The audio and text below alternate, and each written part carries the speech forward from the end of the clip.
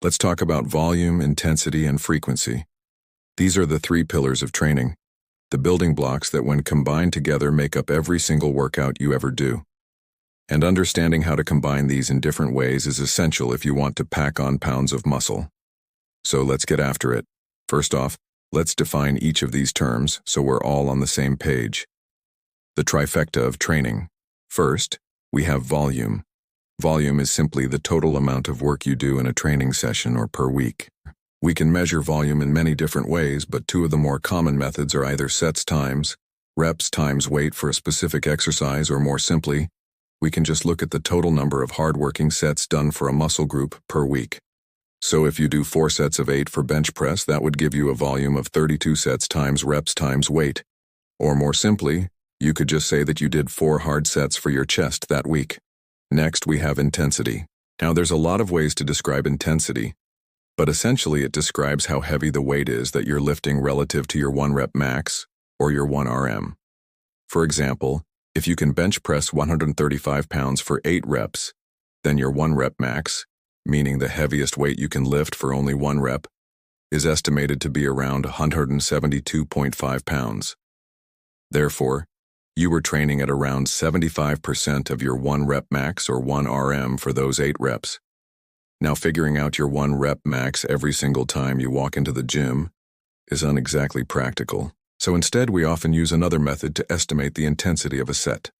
This method is called RPE, or Rate of Perceived Exertion, or RIR, reps in reserve. Using this method, we ask ourselves, how close was that set to muscular failure? On a scale of 1 to 10, 10 being complete failure. Let's say you did 4 sets of 8, and you could have done maybe 1 or 2 more reps. You'd likely assign yourself an RIR of 2, meaning you had 2 reps in reserve, or an RPE of 8. Keep in mind, though, it's not exact science. Just do your best to estimate how close you were to failure on each set. Finally, we have frequency. Frequency is simply how often you train a muscle group within a given period of time. Usually, we look at training frequency per week, meaning how many times per week do you train a specific muscle group. So if you hit your chest on Monday, you would train your chest 1 time that week. If you train your chest on Monday and Thursday, you would train your chest 2 times that week, and so on.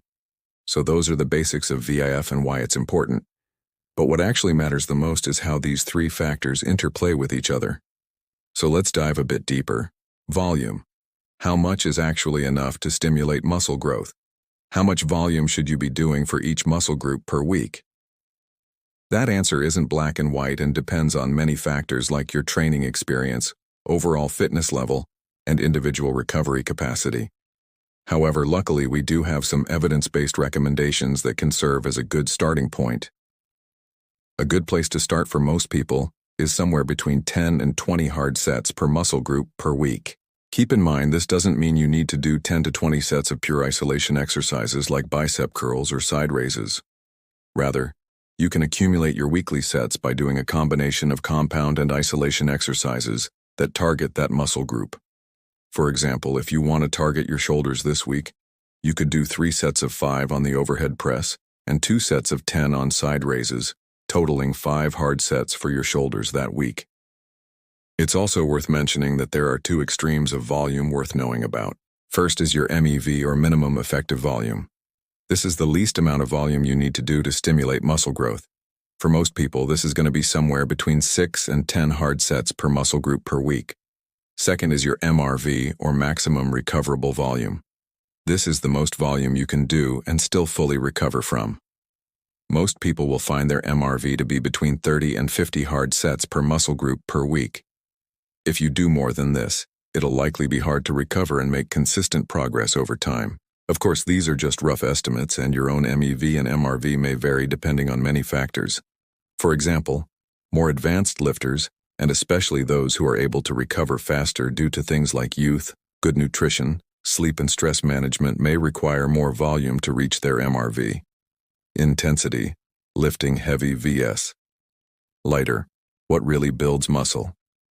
Most people associate muscle growth with lifting heavy weights, and rightly so.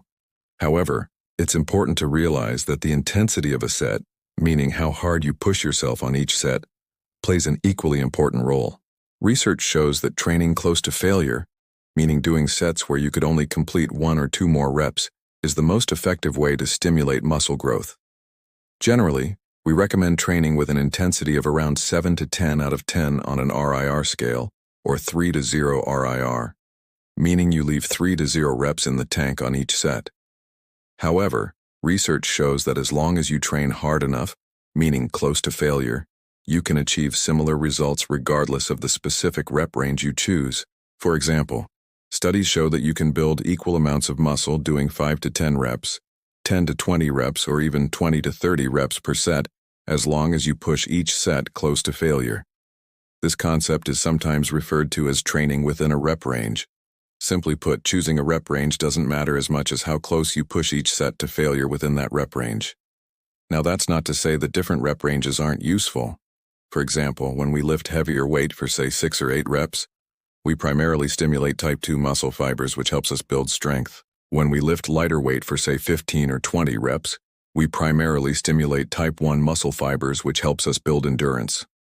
As far as your actual training goes, it's generally recommended to spread your weekly volume relatively evenly across different rep ranges. So for example, if you want to do around 15 sets for a specific muscle group per week, try to divide that volume between, say, 5 sets of 6 or 8 reps, 5 sets of 10 to 15 reps, and 5 sets of 20 to 30 reps. This approach allows you to maximize the stimulation of both fast twitch and slow twitch muscle fibers for well-rounded muscle growth and strength gains. Frequency. How often should you really train each muscle group? There was a time when it was common practice to train each muscle only once per week and save the other days of the week for other muscles. This is often referred to as a bro split training program.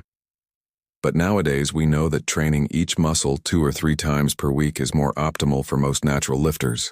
Hitting a muscle twice or thrice per week gives you more opportunities to stimulate protein synthesis, spread your training volume more evenly throughout the week, and in general allows you to train each muscle group more frequently, which can be beneficial for improving strength and hypertrophy. The only real downside to higher frequency is that it requires more time in the gym. However, it's usually possible to make up for this by doing fewer sets per muscle group in each individual session. For example, if you train a muscle 3 times a week, you may only need to do 10 to 15 sets per session, whereas if you trained it once a week, you might need to do 30 or 40 sets in a single session. To keep things simple, we recommend trying to achieve your target weekly sets per muscle group by spreading them out across 2 or 3 training sessions per week. The critical interplay: how volume, intensity, and frequency affect each other. All 3 of these factors don't work independently. Changing one variable often affects the other 2.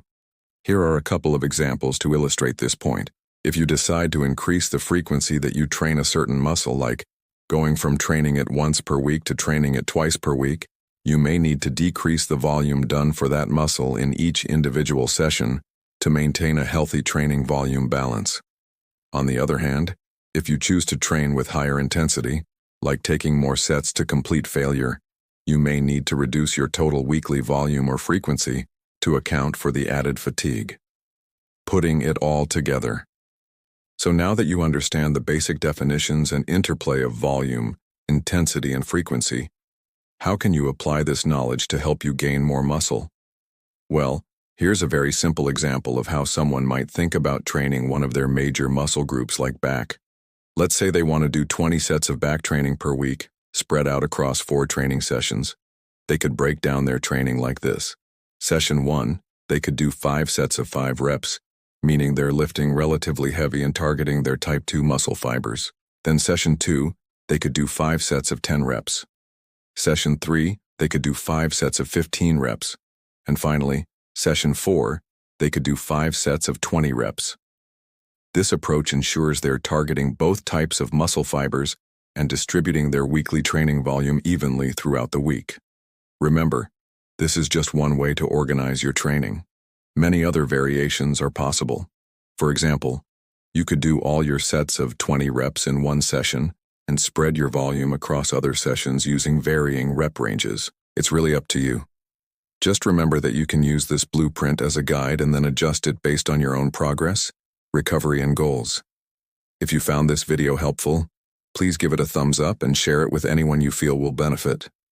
Also, if you want any extra help with setting up the perfect program for you that considers all these factors, head on over to our site, where we have programs designed for all levels of experience and all goals. Whether you want to gain muscle, lose fat, improve athletic performance, or just stay active and healthy, we have something for you. Our programs come with full video exercise demonstrations, customizable meal plans, a recipe book, and a coach to guide you through the entire process. Visit our website to learn more. See you guys soon.